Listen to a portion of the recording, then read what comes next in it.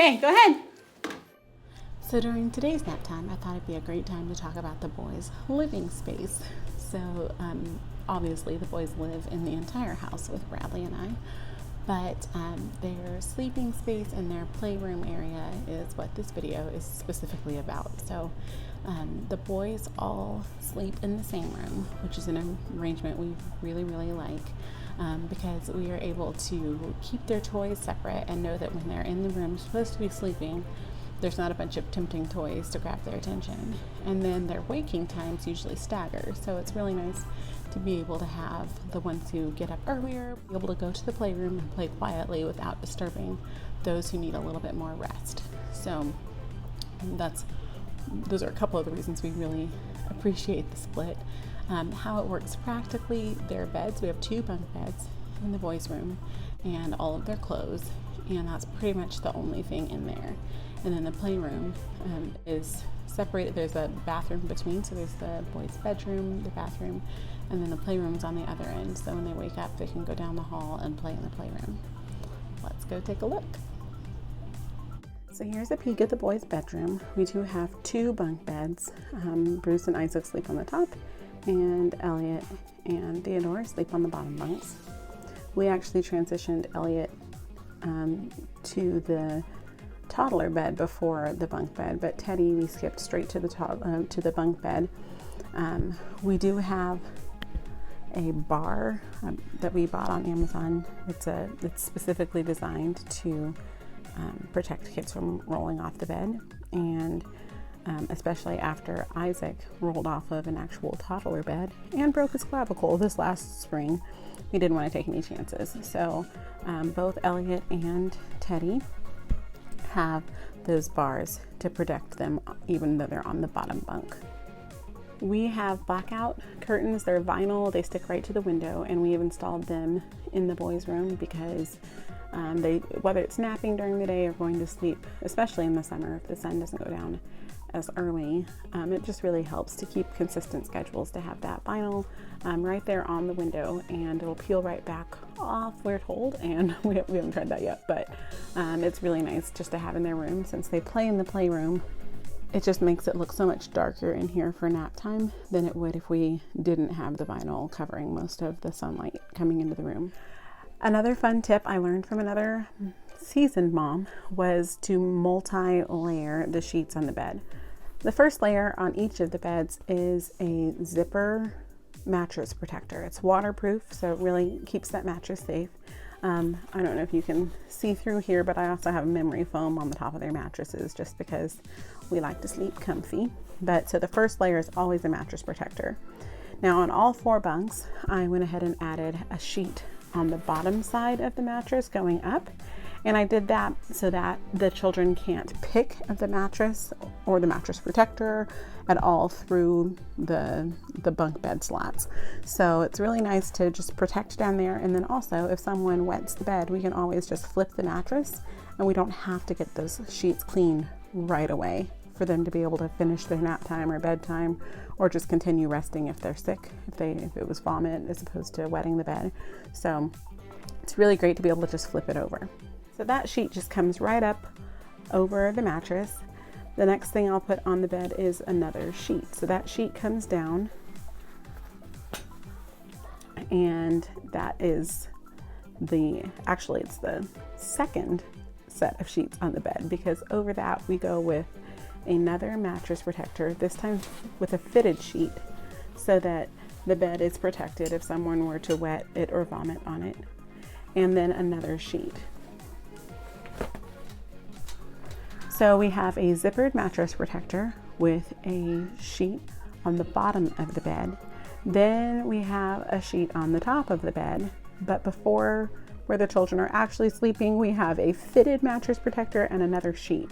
So there are 3 separate layers that the children can sleep on comfortably if we needed to wash any layer of the sheets. So thankfully we haven't had to use all 3 yet. We've had a couple wet beds, and so far we're grateful we haven't had any vomiting in the bed, but we can go through 3 layers before we now need to think of alternate sleeping arrangements or get some sheets washed.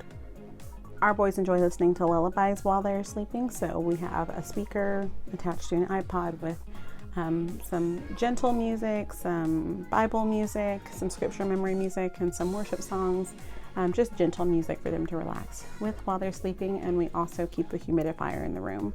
And I just like to keep it here all the time so we can always just go fill it up on an as needed basis, but it's always right here in their room. We have 2 chests of drawers in the boys' room. The older boys share this one. They actually wear the same size clothes, so that's really convenient and easy.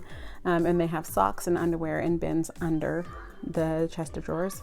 And then in the closet, we have a second chest of drawers with clothes for Elliot on one side and Teddy on the other.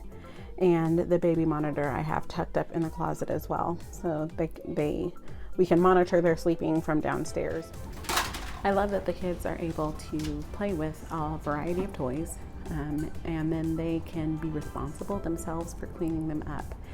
It's easy for them to distinguish the homes of the different toys. We pretty much have 5 categories of toys: the Paw Patrols, the cars, the music toys, the stuffed animals, and the books. And I can either supervise and make sure someone is actively helping with the cleaning process, or even from the kitchen while I'm working on dinner, I can say, hey, can you pick up all the cars? And they know where the cars go, or all the Paw Patrols, or go put all the stuffed animals up on the bed. Have someone be responsible for picking up the books or the music toys, and they can check in with me between tasks. And I know that if I send them up to do 5 separate tasks, 2 apiece for the older boys and 1 for Elliot, then they can have the entire room clean in a matter of minutes. They still have a variety of toys up in the closet that we can cycle through, but as far as like the active cleaning of their room, it's really easy for them to actually pick up all of the toys that they have available to them on a regular basis. I don't want it to ever be too overwhelming for them to be responsible for their own toys.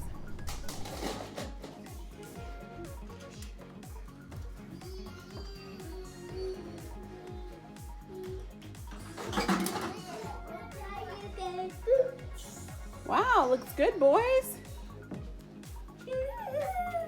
You have all the toys in the bins.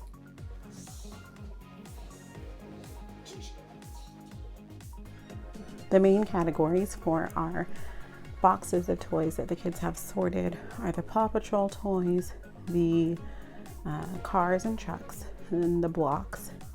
And the Paw Patrol toys sometimes get sorted between the red and the yellow bins. So we have like the bigger cars and then the smaller characters down in the yellow bin. The music toys are fun. I like anything where the kids get to make music and practice rhythm, or just make noise and be boys. There's a basket designated for, we call them baby toys, but pretty much the bigger toys that especially Teddy likes to play with. The food bin. This is probably the biggest headache that I leave out constantly for the boys, and that's just because there are so many pieces. But they enjoy pretending to be cooks, and especially since we watch a lot of Chopped and other cooking shows, they will have their own like Chopped competitions and stuff too. So the stuffed animals are pretty simple. They just toss all the stuffed animals up on the top bunk, and they have a few baby dolls. I usually get the boys a baby doll whenever we're expecting a new baby, so they can practice just how to hold the baby and loving on the baby. So their baby dolls and all of their stuffed animals go up on the top of the loft bed, and the loft bed's fun because it has a slide.